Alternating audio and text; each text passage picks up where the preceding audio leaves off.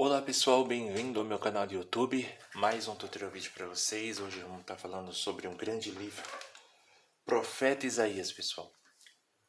Sua introdução é: águas arrebentarão no deserto e ribeiros no ermo. Isaías 35:6. Fonte é no deserto de Judá, Qumran. Os três grandes profetas do Velho Testamento. Pela riqueza e extensão de sua matéria, os livros de Isaías, Jeremias e Ezequiel ocupam um lugar preponderante entre os profetas do Velho Testamento. De fato, era desígnio de Deus reservar a cada um desses três profetas uma missão definida. Jeremias apresenta-nos principalmente Deus, o Pai. Isaías faz tão frequentes alusões a Jesus Cristo que tem sido chamado de profeta evangelista, anunciando Deus, o Filho. Quanto a Ezequiel, é o mensageiro de Deus, o Espírito Santo, mencionado 17 vezes em seu livro. A inspiração do alto é somente exercida sobre os escritores, mas sobre o conjunto divino da revelação, manifestando assim uma harmonia maravilhosa, tanto nas grandes linhas como nas minúcias. A significação dos nomes de cada um dos três grandes profetas confirma essa interpretação. Isaías significa Deus ajuda. Anuncia sobretudo a pessoa e obra do Filho enviado por Deus para ajudar e socorrer os homens. Jeremias significa o Senhor é elevado, exalta o Todo-Poderoso, que age como juiz para com o mundo e com graça para com os seus. E Ezequiel significa Deus é poderoso, apresenta a ação eficaz do Espírito Santo, destroçando as forças inimigas e visitando o povo de Israel no momento em que é menos esperado. A pessoa de Isaías.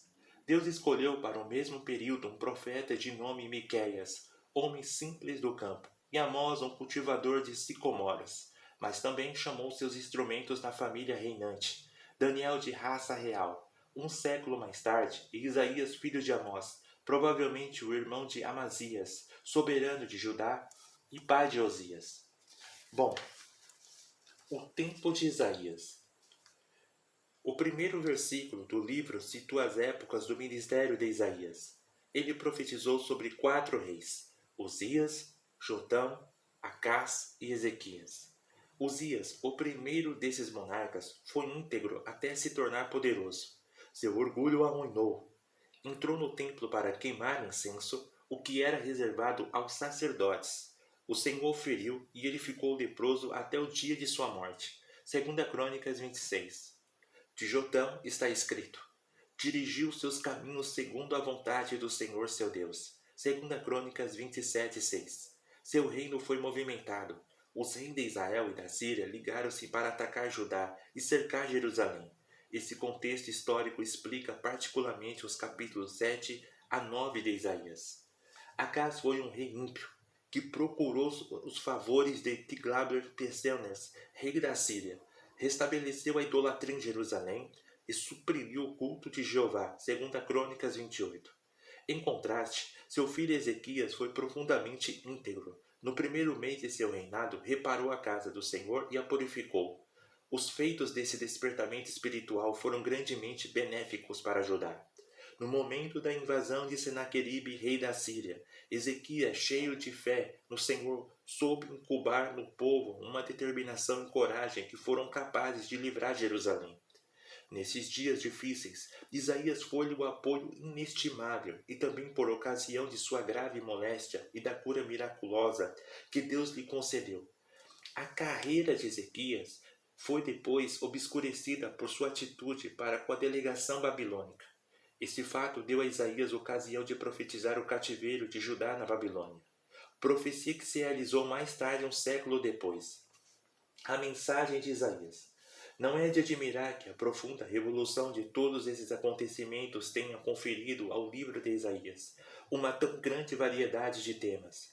Ele investe contra os reis ímpios de Israel, contra os de Judá, contra conquistadores mais longínquos, Assíria, Babilônia e Édrese. Denuncia também o comportamento dos monarcas de Jerusalém, mostrando-lhe o caminho de arrependimento.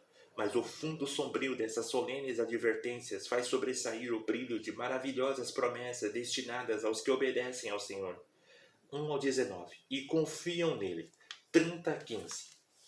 Isaías e o Novo Testamento. Mas o objetivo primordial da mensagem de Isaías ultrapassa o quadro histórico da época. Ele vislumbra Jesus Cristo. Anuncia primeiro seu nascimento miraculoso e seu nome Emanuel 7,14. Apresenta em seguida sobre os atributos de Rei da Justiça 32,1.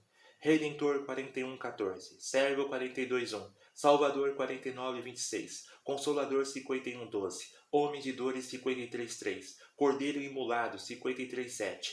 Príncipe, governador dos povos 55,4. E Édrese. Nenhum escritor do Velho Testamento foi tão penetrado pelo Espírito de Cristo. 1 Pedro 1, do 10 ao 12. O Novo Testamento cita muitas vezes e o Evangelho segundo João confirma a autoridade divina de sua mensagem. Nesses termos, isso diz Isaías porque viu a glória dele e falou ao seu respeito. João 12 ao 41. Uma resposta divina a certas opiniões humanas.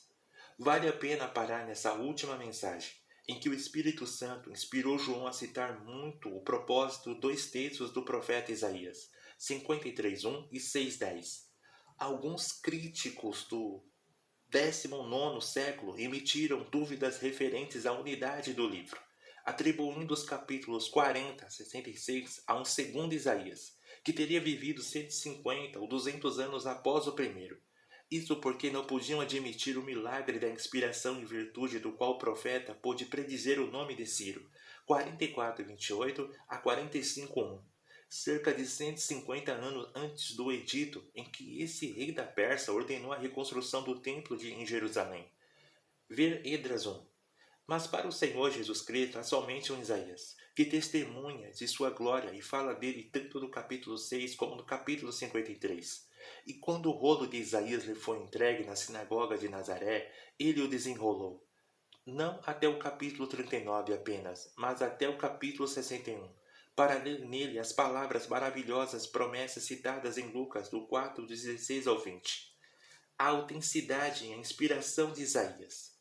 Nesses últimos anos, também a arqueologia trouxe ao seu testemunho comprovador. O rolo de Isaías, datada no 2º século antes da era cristã, descoberto em uma gruta próxima do Mar Morto. Não é um documento truncado ou dividido, mas um manuscrito completo. Apresenta o conjunto dos 66 capítulos desse primeiro livro profético do Velho Testamento. Para o crente, a hipótese de um segundo Isaías não entra em cogitação.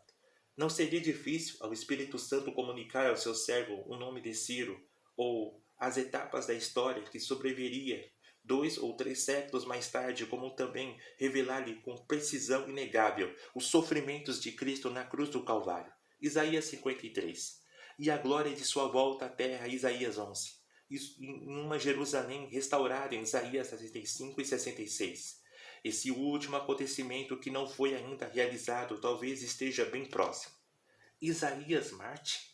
A tradição pretende que Isaías sofreu um horrível suplício sobre o cruel Manassés, sucessor de Ezequias. Teria sido enterrado vivo em um tronco oco, onde o teriam cerrado ao meio. Nenhum texto do Velho Testamento permita-nos confirmar essa suposição, mas uma frase de Hebreus 11:37 poderia referir-se a esse acontecimento. O certo é que o servo encarregado de anunciar-se os sofrimentos do servo do Senhor teve também de se identificar como seu mestre no opróbrio, dor, rejeição e talvez martírio, o que aconteceu a todos os profetas que o procederam ou o seguiram. Bom, pessoal, o plano do livro. Pode dividir-se o livro de Isaías em 7 sessões. Do 1 ao 12, profecias contra Judá. Do 13 ao 27, profecia contra as nações. Do 28 ao 35, advertências proféticas referentes a Israel e Judá. Do 36 ao 39, parêntese histórico, as invasões de Senaqueribe e a doença de Ezequias. 40 ao 48, a glória e a supremacia do Senhor. 49 ao 57, os sofrimentos do servo do Senhor. E 58 ao 66, o reino messiânico e suas consequências. Espero que tenham gostado desse vídeo, pessoal, e até a próxima.